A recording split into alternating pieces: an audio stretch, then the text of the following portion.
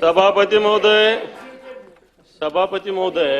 मला वाटतं अभिनंदन पण माननीय उपमुख्यमंत्र्यांनी भारतीय संघाचं अभिनंदन करण्याचा जो प्रस्ताव ठेवलेला आहे त्याला मी अनुमोदन देतो.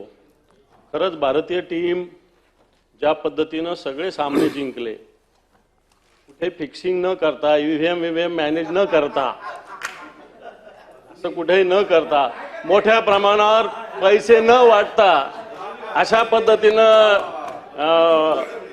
असं काहीही न होता हे सामने जिंकलेले आहेत. खरं तर मागचा वर्ल्ड कप जिंकल्यानंतर सगळ्यांना आपण आपल्या सभागृहात बोलवलं होतं. मला वाटतं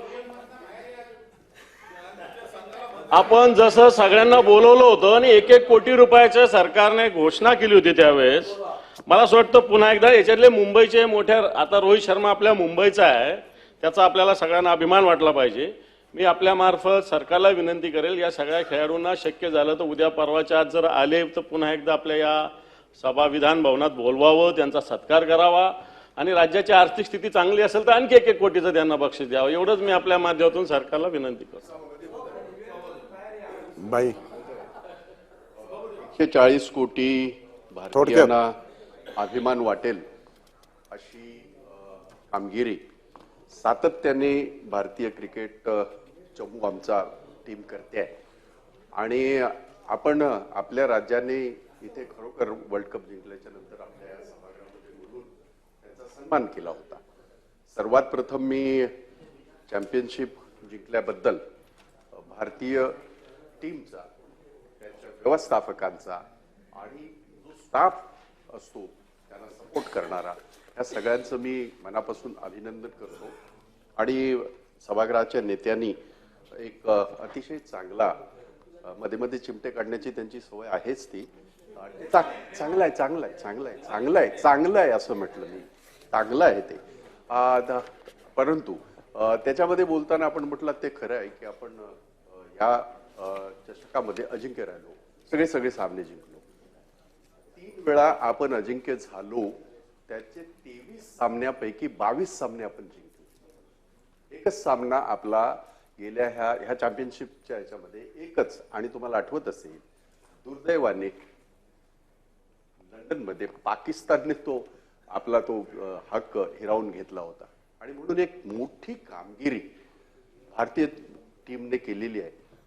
त्या पराभवातून एक सामन्यातनं जे ते त्यांनी असं एक ज्याला म्हणतो ना, एक पण केला, एक जिद्द केली आणि त्याच्यानंतर सातत्याने वर्ल्ड कप असेल, म्हणजे आयसीसीच्या ज्या जगभराच्या ज्या या होतात वर्ल्ड, हो T20 झाली, ही चॅम्पियनशिप झाली, म्हणून खरोखरच त्या अभिमानास ह्या आहेत. त्यांना अभिमान, त्यांचा आपल्याला सगळ्यांना अभिमान आहे. मी सभागृहाचे नेते, राज्याचे उपमुख्यमंत्री आदरणीय एकनाथजी शिंदे यांनी हा जो या ठिकाणी ठराव मांडला आहे, त्या ठरावाला पाठिंबा देत असताना अंबाजी आमचे विरोधी पक्ष नेते अंबादास यांनी जे सांगितलेलं आहे, जर शक्य झालं ह्या अशा कमी असे क्षण आपल्या सगळ्यांच्या नशिबी येतात. आणि योगायोग असा आहे, कारण तिथे आपण त्यावेळेला उल्लेख केला होता आणि तो खरा होता की त्या वर्ल्ड कपचा प्रमुख कॅप्टन हा रोहितच होता. आणि आता सुद्धा चॅम्पियनशिपचा जो हे आहे तो रोहितच आहे. मुंबईकरांना, महाराष्ट्राला अभिमानाची गोष्ट आहे. आणि म्हणून त्यांना जर शक्य झालं तर परत एकदा त्यांचा सन्मान आपल्या सरकारतर्फे, महाराष्ट्रातर्फे व्हावा अशी मीही विनंती करतो आणि थांबतो.